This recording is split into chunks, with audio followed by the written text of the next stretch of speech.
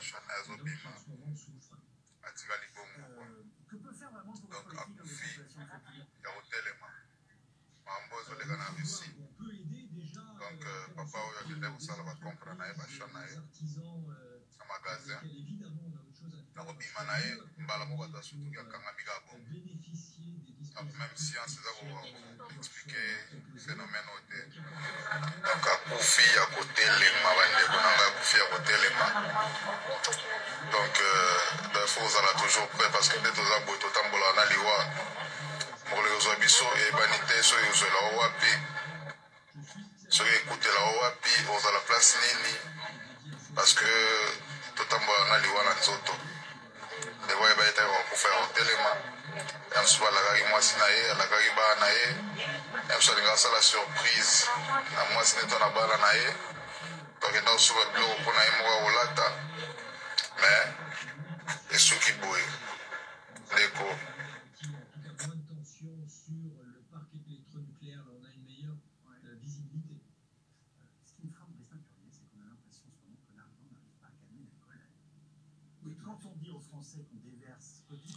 Allo bandeko tokoluka tomeka kozongela ngo moke totala et puis to simba ba makomi totala makomi elobi na biso nini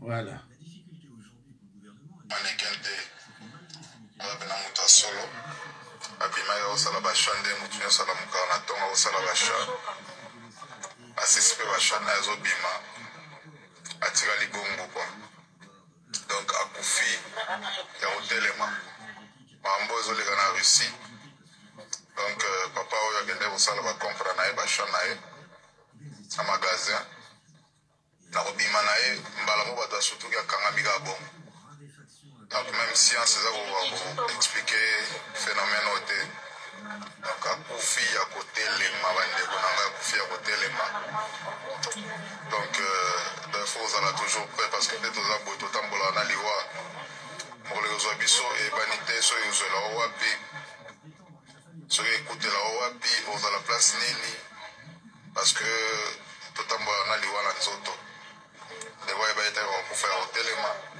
ya mosusu alakaki mwasi na ye alakaki bana na ye ya mosusu alingaka asala surprise na mwasi neto na bana na ye tokenda kosuka biloko mpo na ye moko akolata mais esuki boye ndeko tamboli na yo nde totambolaka tobongisaka mikolo ya jour na biso nde totambolaka tala civière ye wana tai na civière mpona bamema ye bakende na morgue tout est validé yo osalaka monenga mabe yo mosala na yo konyokola baninga tala mutu ye wana omonaka nzoto ya pamba alamukaki akosala basha ye wana ose retrouve na civière azomeme na morgue ndeko tobongisa betamboli na biso koyina kotonga koboma nyonso na ntina moko te bambongo toluka tokotika nzambe azala na biso. Allo bandeko mpona biso bakretien eloko moko esirprenaka biso eza te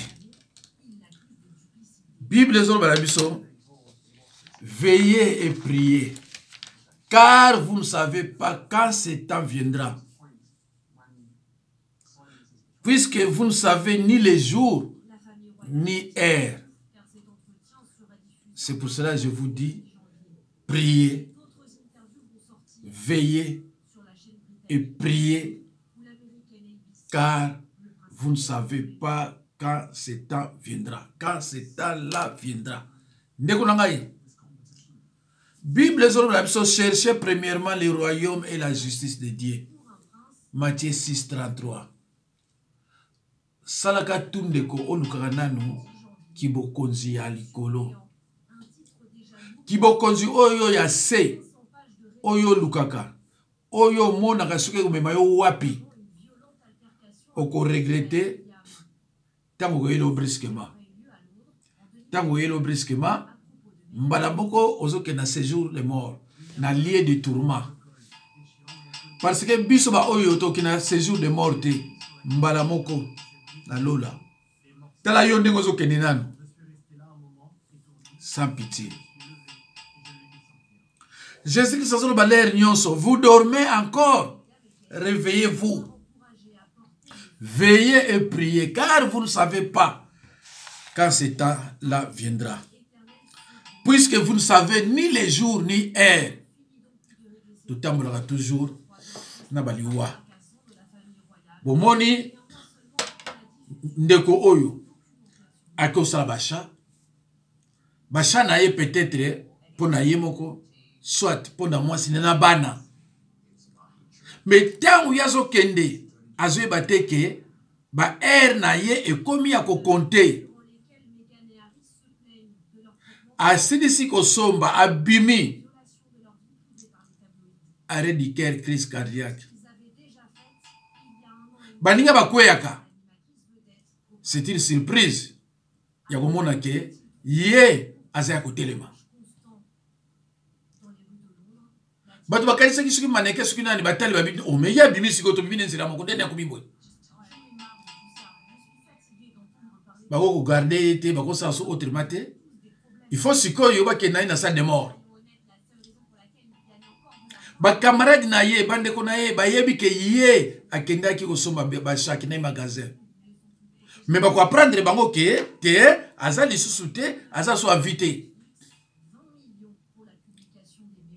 Bande ko nanga. Yo muto ofinga ka basali na Nzambe. Yo muto kosi na basali na Nzambe lokuta. Yo muto silika po babenga yo ndoki. Okangela batu kanda ya libela.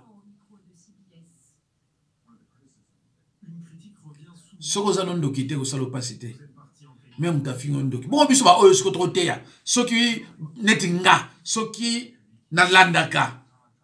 Bato ba bundisanga o balobaka. Mina ote ya suli lobate.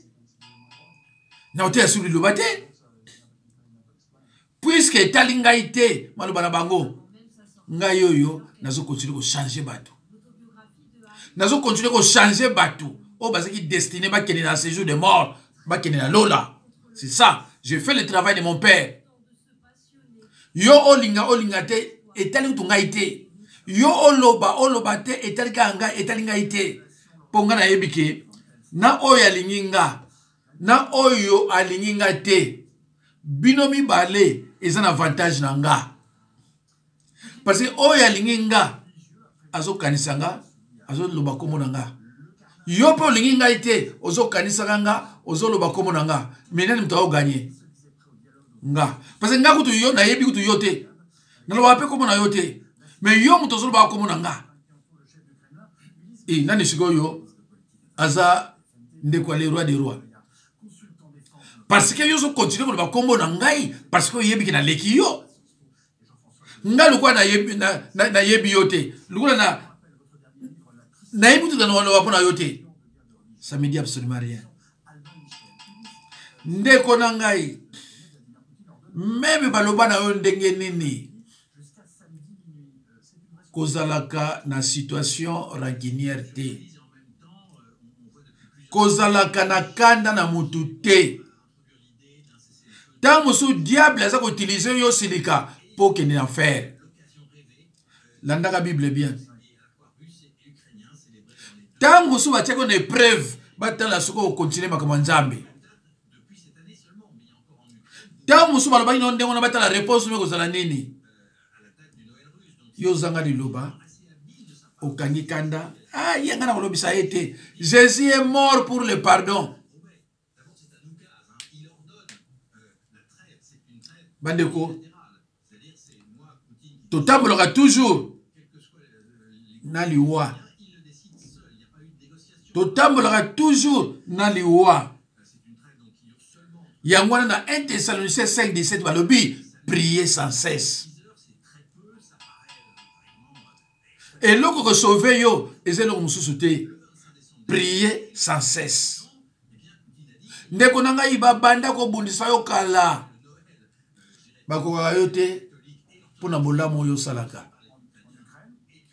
bolamu oyo salaka batu e bloka sikoyo bango moya bomayo ezate parce que nzambe azotala oza nanu na ta ebele ya ko continuer ko aider batu oyaye. C'est pour cela ndeko na ngai tango bondelaka foi ba ko bondelaka foi ba kanini obimisala monoko na yo. Songo moni bandoki bazotindila batu moto yo ko tinda na yo te. Pour Hébreu lobby na 10:30 à moi la vengeance. Ebele ndeko na ngai bazo kufa. Pona nini baibi ko pardonner te, baibi pe ko bondela te. Prière na etala mulai sangisa sangisa sangisa sangisa na oyo kutu eza pona yango te. Jésus-Christ a dit pardonne-leur car ils savent pas ce qu'ils font. Yo comme cousin.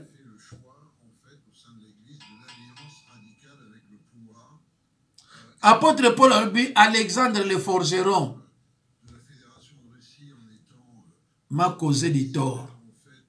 Mais il sera traité conformément à ses œuvres. Mon cousin. Les assurances dans 2 Timothée 4:14, je crois. Botala moté mais beaucoup peu botala. Dans 2 Timothée 4:14, je dis verset combien belé na motu on a zoloba mais faut botala encore. Yo peso za mwana nzambe faut yeba passage wana. Ndeko tanga na Matthieu 25:13. Tanga na Matthieu 26:41. Veillez et priez. Car vous ne savez pas quand cet temps viendra. Puisque vous ne savez ni les jours, ni heure.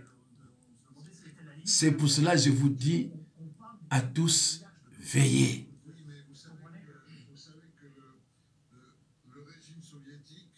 Déco. Liwa. Oh, tu sais qu'il y a un lobby n'a pas de sol là. Mais oui, mais ça soutient. Azoïm ça surtout bino bato yo bolingaka j'hésitais bato bosal la kaye na lukuta alobi na bino je viendrai comme un voleur de nuit et pas na biso bato na ye alobi na biso te que je viendrai comme un voleur de nuit mais na bino. Mes chers frères et sœurs dans le Seigneur, notre ennemi rôde comme un lion rugissant. C'est ça qui il dévorera. 1 Pierre 5:8. Mais, pourquoi Balobi il rôde comme un lion? C'est-à-dire, un lion pour nous battre, mais pour nous sauter.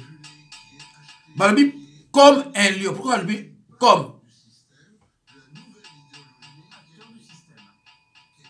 Pourquoi Balobi comme?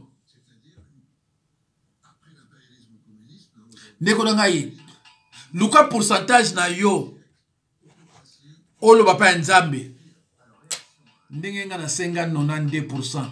C'est vrai que j'ai exagéré. Yango na soko zananga même ozo solanga makamususu omonaka el monga na kotina na nzambe. C'est vrai que j'ai exagéré. Ma fille m'a téléphoné hier. Mais papa, papa 4 ans on rappelle yo, disi ko na bengete. Mais na obengaye. Parce que toko solo la mkeboye mais au moins ngamba la monga na kutina kwa nzambe. Alors yonde ko ngai yebisa nzambe luka pourcentage moko ya bien soit 60%. Mais yo tambo na oyebi na pourcentage na yote oyo pesa pa nzambe. Loba na 60%, 55%, 70%, 70%. 80%. Ngana tia 92%. Yangona suki yozo yeda ngama kamuna yo distraction naza kutukunate. Suki yozo yapo blessinga naza kutukunate. Suki yozo yapo combattre musala ya nzambe, le travail de mon père pour makambo moko ya buzoba naza kunate. Te naza kunate? Naza esclave biloko kunate. Naza esclave ya parole. Nga naza esclave ya parole. Yangona soki yo yé pour blesser pour combattre ngai na banze obona ga suste. Nako tomo na téléphone na ngai te. Mais soko yaki pour secourir ngai na makama nzambe. Ah, nako linga yo. Koloba koma Jésus mingi te, tango sa na kayete. Koloba koma Jésus mingi te sans frein, tango sa na parole toujours blessante. Ezo bimisa ba venin. Pour na mosala nzambe soko yoki yango akoma perturber. Ngate. Ngate. Siko na osala vidéo, na uto osala cette vidéo moko. O na osala mi balé, so na kanya oka ba na zui makamususu na 21h30 maloba na opesa enseignement. Donc ceux qui yo pas yo zali ozo critiquer ngai oko souffrir na yo pour rien. Ceux qui pas yo zali ozo combattre ngai oko souffrir na yo pour rien. Parce que je suis là toutefois pour faire le travail de mon père. Yo pa yo zali kuna olemba. Yo mutu ofinga basali na nzambe. Yo mutu osali na basali na nzambe faux témoignage. Keba li wa ko yela onenge to la kisia. Kebaka. Lobana basali na nzambe o baza ba faux. Mais oyo nzambe a utilisé ka faux, ça très attention. Pona oyeba mosali na nzambe oyo nzambe utilisé ka tala ba message na ye, tala mateya na ye. Tant au monde, on vraiment qu'ils ont touché le oui, il y a utilisaka. Même si vous avez mis ça ma baie, t'as la matière na yé. So mon que ils sont conformes à la parole de Dieu. Obi, on a utilisé ça. Alors que combattre était, si on comme ça, quoi ya, au bête le bakul le colo bukanio. Au bête le bakul le colo et bukanio. Et si on continue, au monde na yango. Monsieur l'anzamba touche à la été, parce que oh limité. Mes chers frères et sœurs, Jésus-Christ n'a-t-il pas dit, ceux qui sont mes frères et sœurs, ce sont ceux qui écoutent la parole de Dieu et qui la mettent en pratique. Tchali lo bande ko nga pratique. Okolongo na makambo ebele na motema na mutuna yo ya buzoba, ya ba jalousie zangatina, ya makambo oyo yo et ko pesa yo peut-être malade, attention, to bilo oni.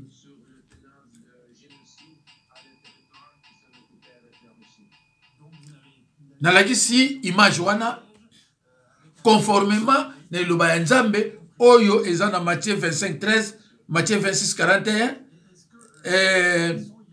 1 Thessaloniciens 5:17. Bandeko na lobi Bible zo loba bien côté ya liloba oyo epesami na mutu nyonso te. C'est pour cela nous serions sévèrement punis. Et pas encore. Tous les monde na ba réseaux sociaux, pas ils baso combattre le christianisme, pas ils baso combattre le pasteur. Ba mususu ba ye, oh na ile bino vérité, na za musali la nzambe. Mais liloba ate ya mususu te, akangama. Bakuma batu. Bakuma batu. Alors yo mutuna siko zo landa ye. Ce que est là qui on est tata oyo. Aux anata ya confession na repentance te. Mes chers frères et sœurs, confessez vos péchés selon 1 Jean 1:9. Suivi d'une repentance sincère. Pour ce que yeli yo boyokei, ok pepele. Mais yonde ko nangai ozana binemi boni oyo lo bisakate.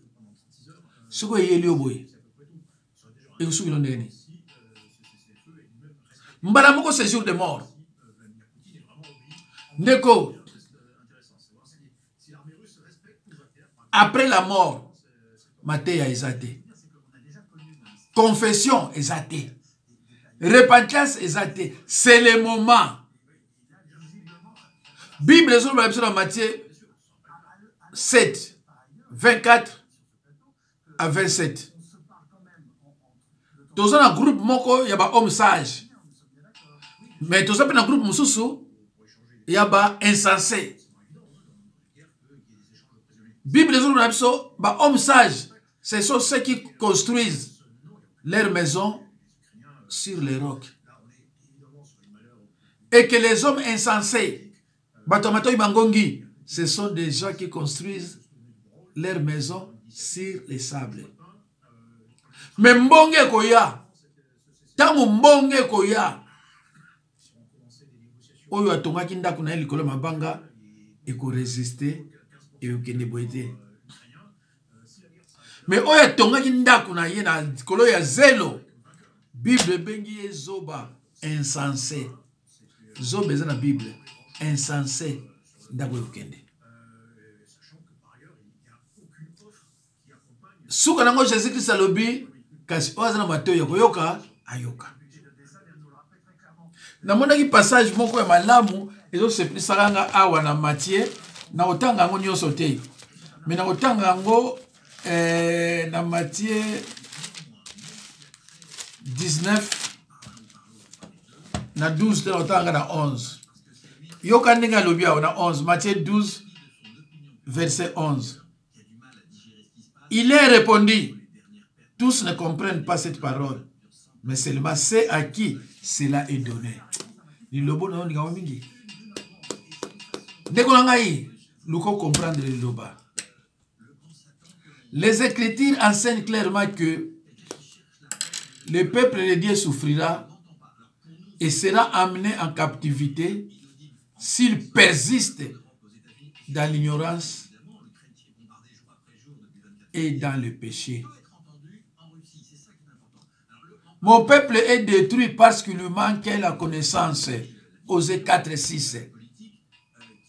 Mes chers frères et sœurs dans le Seigneur, bien-aimés en Christ, ce verset biblique ne dit pas que mon peuple est détruit à cause des sorciers ou satanistes, mais uniquement par manque de connaissances. Badeko, Nzambe apambola bino na banzi tosuki wana oyo azana mato ya koyoka ayoka. Vraiment oyo azana mato ya koyoka ayoka. Ndeko soko zu yango kaba yango epai ya baninga. Yebisa baninga wana pe bango pe bakaba yango. Ekozala esengo mingi pona mutu a changé, mutu ayeba liloba na nzela na yo. Ekozala esengo mingi Conto, c'est la solution simple et efficace pour créer votre entreprise. na nzela na yo. Merci beaucoup. Audible. Nzambe Raconte-moi une histoire. apambola yo. Les rêves se composent Apambola de bien. pe bandeko oya yo. Merci beaucoup. C'était le révérend Jacques Dinabanza. Merci beaucoup. Nzambe apambola bino.